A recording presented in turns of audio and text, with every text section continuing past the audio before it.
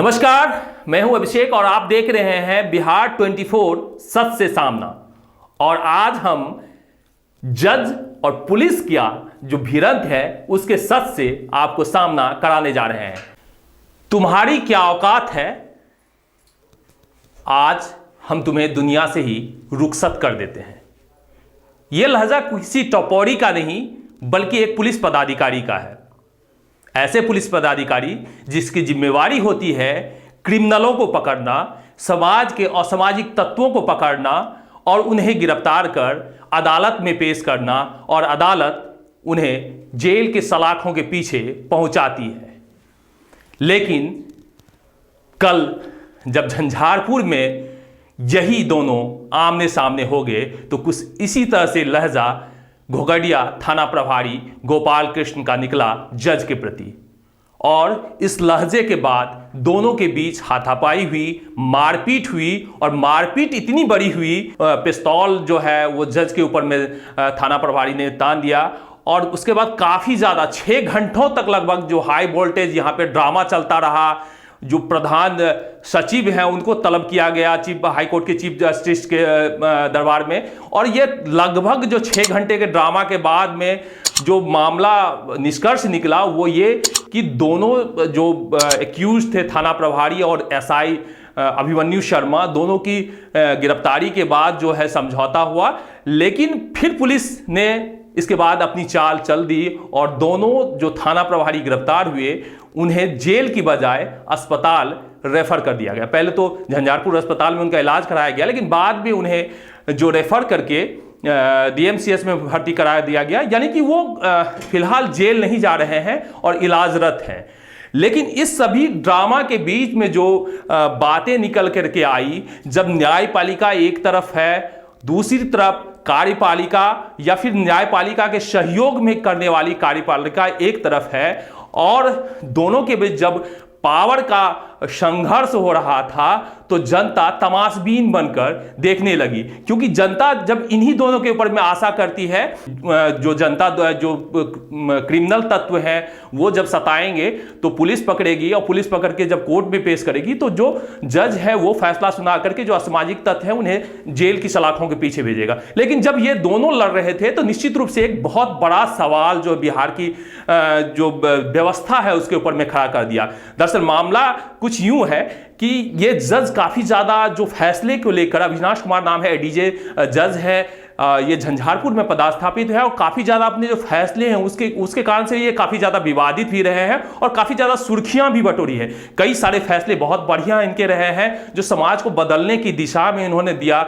जबकि एक धोबी को उन्होंने, जो महिला से दुष्कर्म का आरोपी था, उसको सुनाया कि चूंकि तुम महिला से दुष्कर्म के आरोपी हो इसलिए और पेशा से तुम धोबी हो इसलिए 6 महीने तक तुम्हें यह सजा दी जाती है कि हर महिलाओं के कपड़े तुम धोओगे और उन्हें आयरन करके, इस्त्री करके उन्हें पहुंचाओगे और इसका सर्टिफिकेट तुम गांव के सरपंच और मुखिया से जमा कराओगे लेकर के।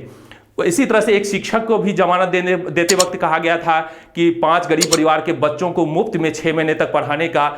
और साथ ही सबसे बड़ा जो विवादित इनका जो एक पत्र था, पत्रांक संख्या 361, 362 और 363, भैरव स्थान थाना कांड संख्या से जुड़ा हुआ मामला था, जिसमें उन्होंने 361 में केंद्र सरकार को, 362 में राज्य सरकार को और 363 में डीजीपी को पत्र लिखा था कि जो मधुबनी जिला के पुलिस कप्तान हैं डॉक्टर सत्य प्रकाश, उनको लॉ का ज्ञान नहीं है। केंद्र सरकार को भी लिखा यही पत्र में और राज्य सरकार को भी और डीजीपी को। उन्होंने साथ ही लिखा कि इन एसपी को या फिर डीएसपी को और साथ ही एक जो न्यायालय के कर्मचारी हैं उनको, इन सभी को लॉ के ज्ञान के लिए फिर से प्रशिक्षण शिविर में भेजना चाहिए। और ये बहुत बड़ा टिप्पणी था एक किसी भी एसपी के ऊपर में एडीजे के द्वारा किया गया। और कल इसी बात का जिक्र एफआईआर में एडीजी ने किया है कि इसी का खुंदस निकालने के थाना प्रभारी ने मेरे साथ हाथापाई की और मेरे ऊपर गोली तान दिया। हालांकि उन्होंने एफआईआर में नाम भी दिया बाजाप्ता पुलिस अधीक्षक डॉक्टर सत्य प्रकाश का, लेकिन जो एफआईआर जब रजिस्टर्ड हुई उसमें 2 लोगों का जो है सिर्फ नाम है, गोपाल कृष्ण का और अभिमन्यु शर्मा का, जिसमें एसपी का नाम जो है वो नहीं सम्मिलित किया गया है। उसमें 2 दफ़ाओं को लेकर भी बहस हो रही थी, 120 बी और 109 जैसी दफ़ा उसमें नहीं लगी थी। तो इन दोनों दफ़ाओं के लिए काफ़ी ज़्यादा बहस भी हुई और काफ़ी समय तक इस पर समझौता मानवल चलता रहा। आखिरकार समझौता हुआ लगभग 11 बजे रात में। ये फाइनल हुआ कि एसपी के ऊपर में एफआईआर नहीं हो रहा है। तो इसके बाद जो है वो जज चाहते थे कि दोनों जो आरोपी हैं, जो थाना प्रभारी हैं, उनको सीधा जेल शिफ्ट किया जाए। लेकिन आखिरकार पुलिस की पक्ष जो था कि नहीं, इन्हें इलाज की ज़रूरत है और ये इनका रिमांड दिया जाए, बिना रिमांड का हम जेल नहीं भेजेंगे। और रिमांड लेने में सफल रहे और रिमांड लेने के बाद जो है इन्हें इलाज के लिए भेजा गया, जहां से इन्हें रेफर डीएमसीएच कर दिया गया। तो काफ़ी ज़्यादा ये ड्रामेटिकल जो है यहाँ पे कल दिन भर चलता रहा। जज का और जो पुलिस का हंगामा है वो काफ़ी ड्रामेटिकल चलता रहा। और जो इसके पीछे जो वजह है, एक बड़ी वजह है, वो घोघडिया थाना के जो जेई हैं, जिनके कंप्लेन पर ये सुनवाई हो रही थी और सुनवाई में उनको बुलाया गया था। घोघडिया थाना प्रभारी को नोटिस देके बुलाया गया था और नोटिस में जो दिया गया था जिस डेट में, उस डेट नहीं आकर के ये दूसरी डेट में ये पहुंचे थे। और इस बात लोग की बहस भी हुई थी कि आखिर तुम इतने लेट से कैसे पहुंचे हो, जिसके जवाब में जो घोघडिया थाना प्रभारी थे उन्होंने कहा था तुमने एसपी को भी नोटिस दिया था तो एसपी साहब तो नहीं आए, तुमने क्या कर लिया, ऐसे शब्द निकले थे वहां पे। और जिसके बाद ये काफी ज्यादा बहस बढ़ गई। या बहस बढ़ने के बाद जो हाथापाई पे नौबत आई और हाथापाई के बाद जो है अचानक से पिस्तौल निकल गया और जज के ऊपर में तान दिया गया। ये बड़ी जो बात है कि एक थाना प्रभारी ने जज के ऊपर में पिस्तौल तान दिया, ये बहुत बड़ा सवाल है अपने आप में कि आखिर लोग कैसे विश्वास करेंगे उस थाना प्रभारी पर जिसका संयम जज के ऊपर में भी नहीं रहा और पिस्तौल तान दिया गया।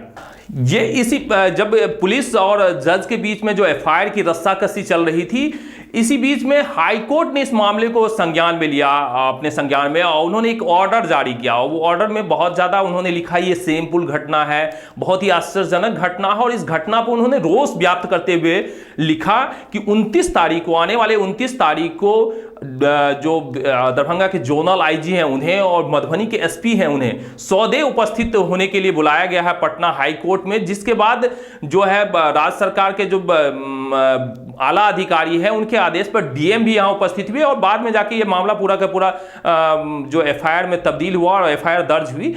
तो इस बीच में कहीं ना कहीं हाईकोर्ट की जो इन्वॉल्वमेंट है वो बहुत ज़्यादा मायने रखती है। और 29 तारीख को देखना होगा कि आखिर क्या वहाँ पे जो है किस तरह से पेश होते हैं एसपी और किस तरह से आईजी पेश होते हैं वहाँ पर, और क्या जवाब देते हैं इस घटना के प्रति। निश्चित रूप से वो देखने की बात होगी, लेकिन वो 29 तारीख की बात है। लेकिन फिलहाल जो है अभी एफआईआर दर्ज हो चुका है। देखिए, पूर्व से तो मामला के बारे में हम लोग को कुछ मालूम नहीं था, लेकिन कल दिन के 2:15 बजे हम श्री एस कुमार साहब की अदालत में बैठे हुए थे और कार्रवाई चल रही थी। उसी समय हम लोगों ने हल्ला सुना, एडीए साहब फर्स्ट के चैम्बर में मारपीट का। अधिवक्ता लोग और न्यायालय के कर्मी लोग वहाँ गए और बीच बचाव किए और किसी तरह से एडीए साहब की जान बची, चूँकि वे लोग जान मारने पर उतारू थे और 2 पुलिस ऑफिसर थे। हम लोगों के मन में यह भावना है कि साहब, जब एक न्याय के रखवाला द्वारा न्यायपालिका पर इस तरह की घटना की गई है, यह न्याय पर चोट है। एक पुलिस ऑफिसर द्वारा एक जो कानून का रखवाला है, जो न्याय का रखवाला है, उसके द्वारा न्यायपालिका पर आक्रमण किया जाना, न्याय पर आक्रमण किया जाना होता है, यह बिहार के लिए ही नहीं बल्कि देश के लिए यह अच्छी बात नहीं है।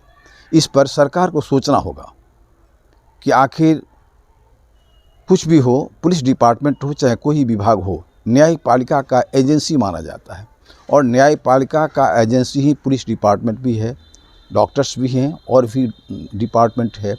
और उनकी एजेंसी उन्हीं पर प्रहार किया, बिना किसी कारण एकाएक गए और गाली गलौज शुरू करते हुए मारपीट शुरू किए और जानलेवा हमला किए। यह बहुत शर्मनाक बात है एजेंसी ऑफ द कोर्ट के लिए और ख़ासकर पुलिस विभाग के लिए।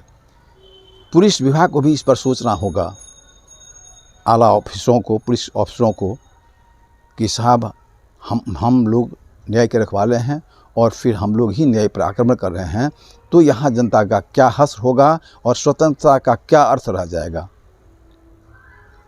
क्या कार्रवाई का मांग किए हैं? हम लोग कल बैठक किए और एकाएक हमारे अधिवक्ता संघ द्वारा यह निर्णय लिया गया कि जब तक इसमें समुचित कार्रवाई नहीं होती है आल ऑफिसरों द्वारा या सरकार के द्वारा, तब तक अनिश्चित काल तक न्यायालय बंद रहेगा और कोई भी अधिवक्ता न्यायालय में कोई काम नहीं करेंगे। पुलिस कर्मियों को काफ़ी ज़्यादा चोटें आई है, काफ़ी ज़्यादा सीरियस है, उन्हें डीएमसीएच रेफर कर दिया। देखिए आखिर उन्हें कौन मारा? होता क्या है, जब जानलेवा हमला हो रहा था और जब हल्ला हुआ तो न्यायालय के कर्मी भी वहाँ पहुँचे, वहाँ अधिवक्ता लोग भी पहुँच गए, हमारे अधिवक्ता लिपिक भी लोग भी पहुँचे और जनरल पब्लिक भी वहाँ थी।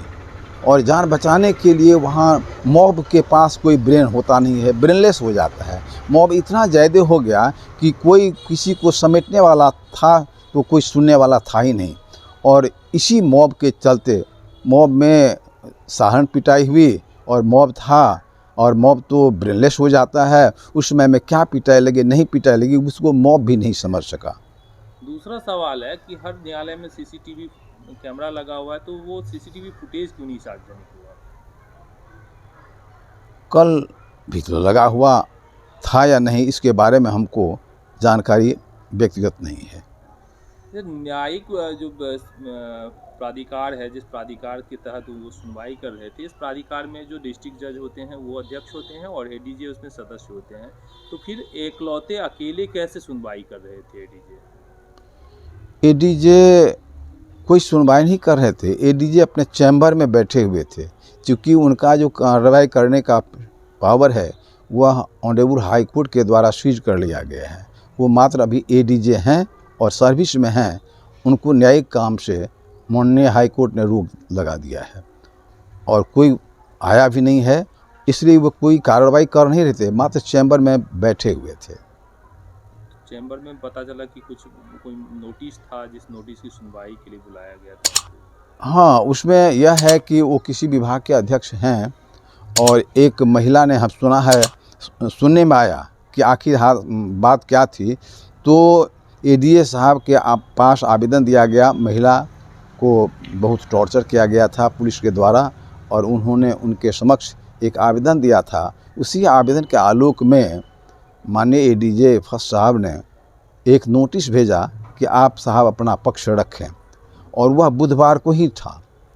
तो बुधवार को न पुलिस अफसर वहां पहुंचे, न कोई कारण दिए और न कोई समय की याचना किए, और दूसरे रोज़ यानी कल के रोज़ आकर उसी नोटिस के तहत से उन्होंने इतना बड़ा घटना का अंजाम दिया। आखिर उनका पावर जो सीज किया था हाई कोर्ट ने, आखिर क्यों किया था, क्या कारण रहा था? देखिए, उनका कुछ फैसला इस तरह का होता था जो सीआरपीसी के प्रतिकूल है।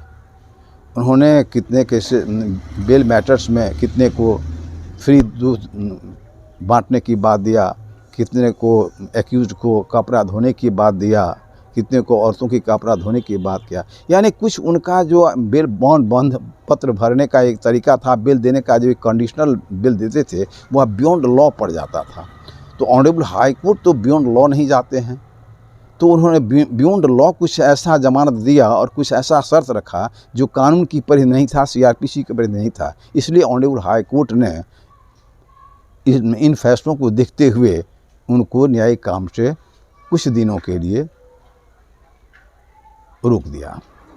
और एक न्यायालय के कर्मी तीनों के ऊपर में जो उनकी टिप्पणी थी वो भी कल जो एफआईआर है उसमें चर्चा की गई है। देखिए, डीएसपी साहब के बारे में तो हमने अभी तक नहीं सुना है, लेकिन एसपी साहब के बारे में इसलिए बात उठ गई हमारे वकालत खाना में भी और